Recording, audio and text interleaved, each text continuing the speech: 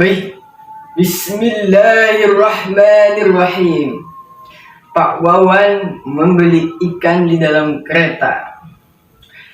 Perkenalkan, nama Al-Fakir Irsyad Setiawan dari SMA Negeri 59 Jakarta.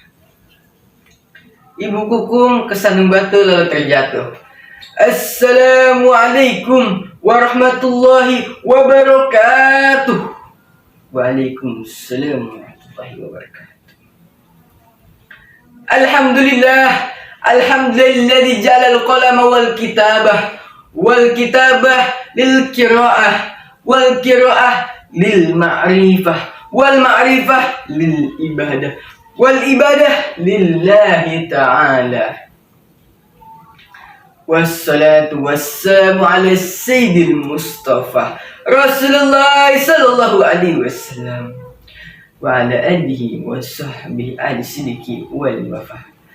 Kama qala Allah ta'ala fil kitabil karim wa huwa asdaqul qailin. A'udzu billahi minasy syaithanir rajim.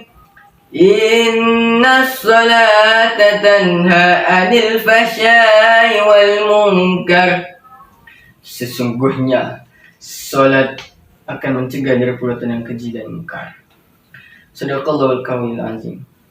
Qala Rasulullah sallallahu alaihi wasallam, innama bu'istu liutamima makarimal akhlaq. Amma ba'du.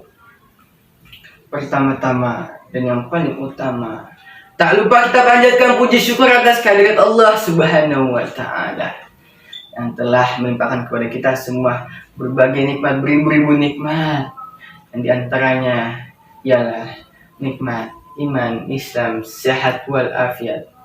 Tapi jika di antara kita yang ada yang sedang sakit, Allah Subhanahu wa Ta'ala angkat penyakitnya, dan kita yang sedang sehat walafiat seperti ini, Allah Ta'ala terus berikan kita kesehatan, panjang umur, sehat walafiat dalam taat ibadah kepada Allah Subhanahu wa Ta'ala. Dan yang yang paling utamanya ialah nikmat taufik hidayahnya, sehingga Al-Fakir juga bisa berada berdiri di sini untuk menyampaikan sebuah pidato dalam rangka perlombaan pendidikan agama Islam yang diselenggarakan oleh Direktorat Pendidikan Agama Islam dan Kementerian Agama Indonesia.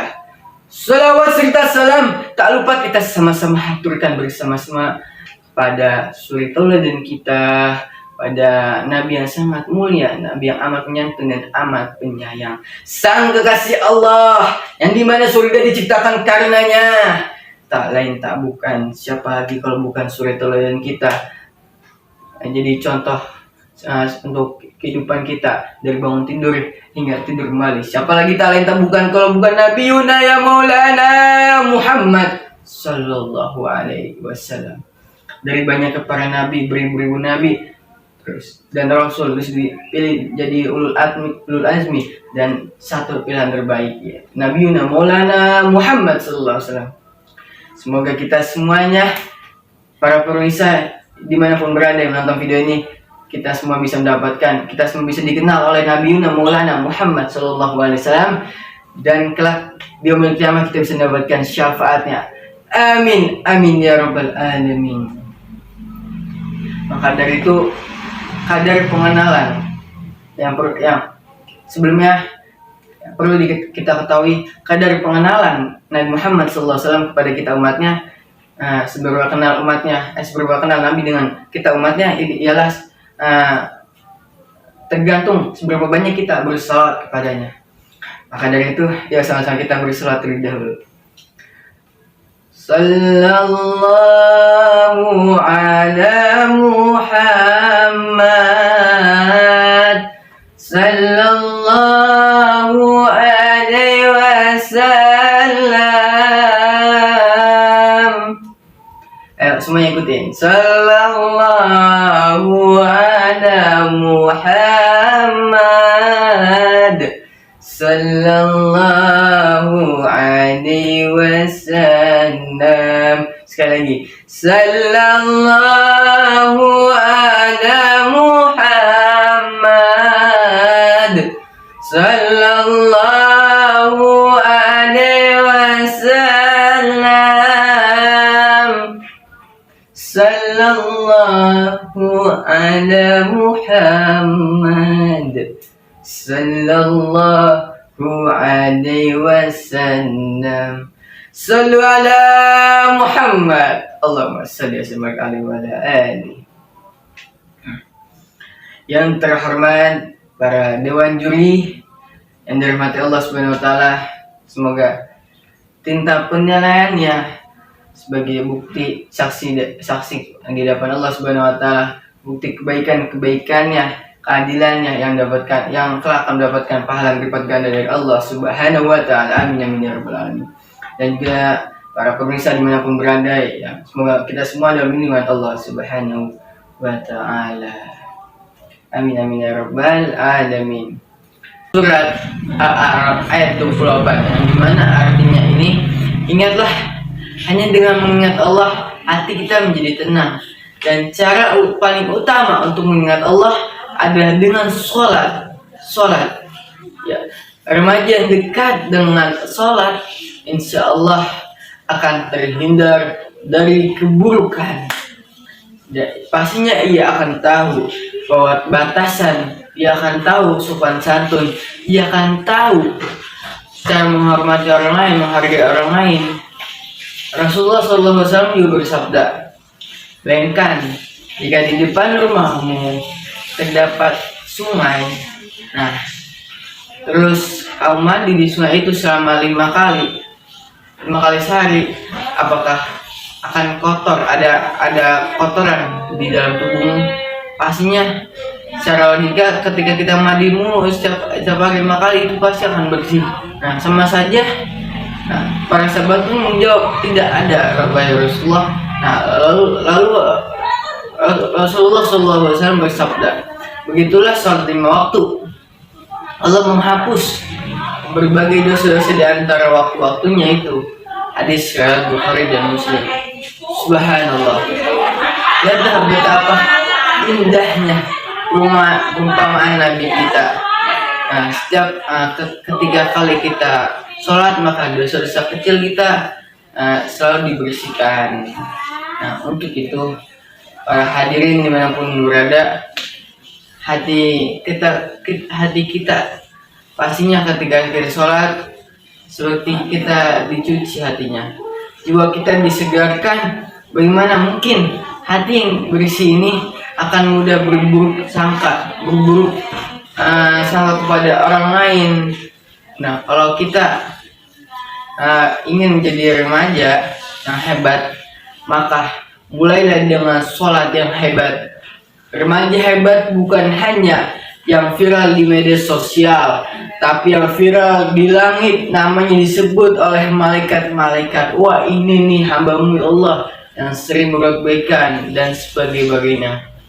Nah, para pemirsa dimanapun berada, kita semua pasti mempunyai cita-cita, baik itu menjadi dokter, untuk jadi ustadz, guru, ataupun jadi petinggi atau pejabat. Tetapi ingatlah, ilmu tanpa akhlak tidak akan membawa berkah. Dan akhlak yang baik tumbuh dari hati yang dekat dengan Allah melalui sholat. Maka dari itu, para hadirin dimanapun berada, Allah tidak butuh sholat kita, tapi ketika kita sholat, yang butuh sholat itu untuk menenangkan hati kita dan untuk memperbaiki diri kita.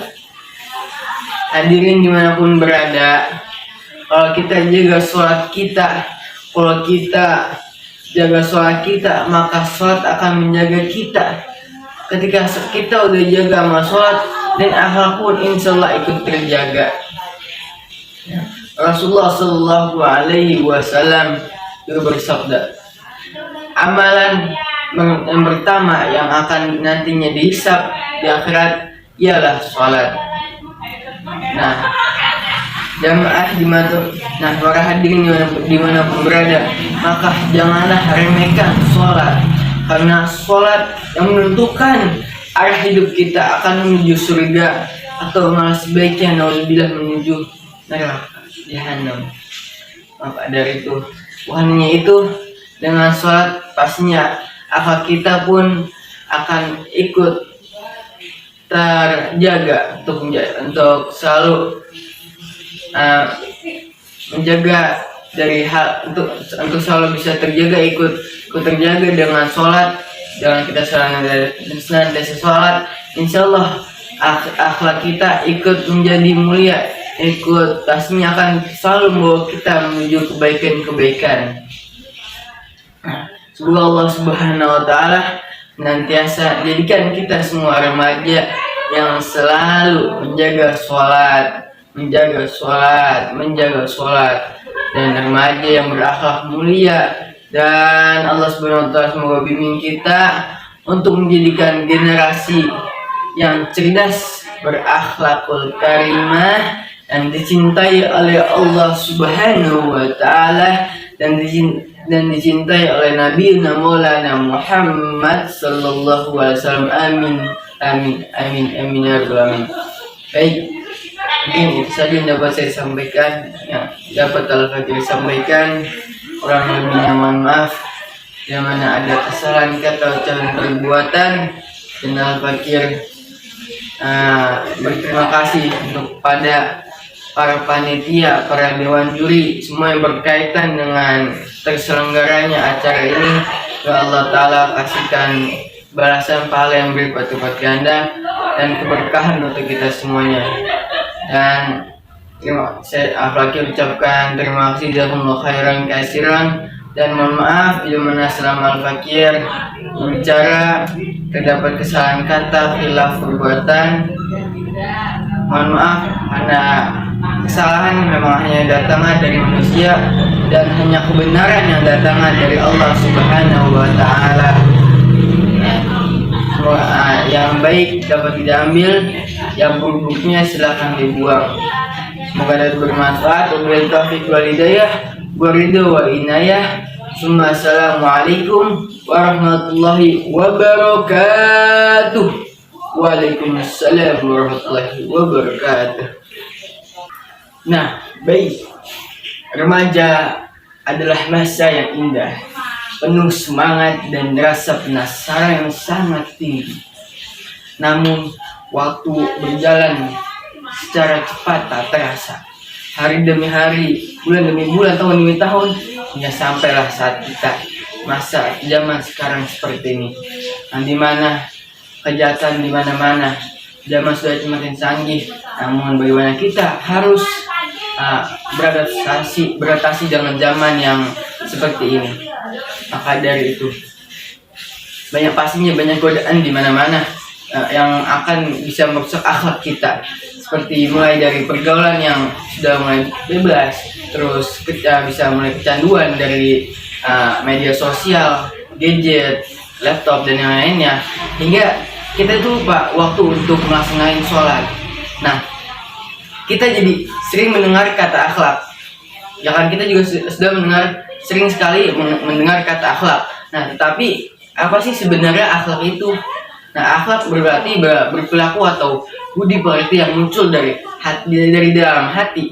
Nah, yang dapat membedakan mana yang baik dan mana yang buruk. Nah, teman-teman, akhlak yang baik ya itu tidak datang begitu saja, namun ia tumbuh dari hati yang bersih, dari jiwa yang dekat dengan Allah Subhanahu wa Ta'ala, dan sholatlah yang membersihkan hati itu.